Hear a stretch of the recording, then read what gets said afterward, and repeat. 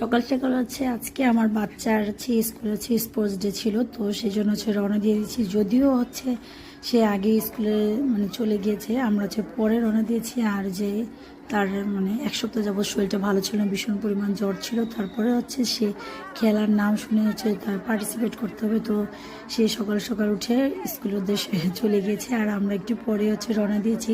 স্কুলে মানে খেলা হচ্ছিল, তো ওই তো আমরা হচ্ছে বসে বসে উপভোগ করছিলাম, যদিও দেখা যাচ্ছিল না বাচ্চাদেরকে ওই যে দূরে।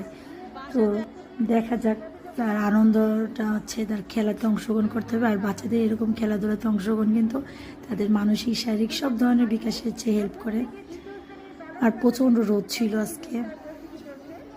সবাই দোয়া করবেন যাতে আমার বাচ্চাটা সুস্থ হয়ে যায়।